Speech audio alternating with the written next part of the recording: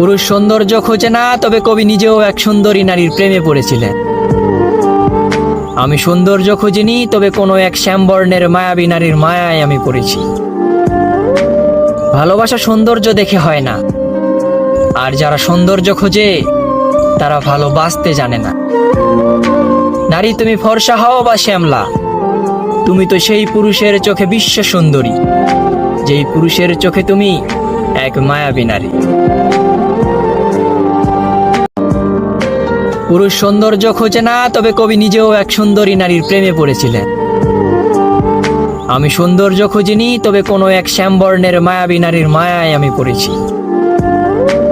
ভালোবাসা সৌন্দর্য দেখে হয় না, আর যারা সৌন্দর্য খোঁজে তারা ভালোবাসতে জানে না।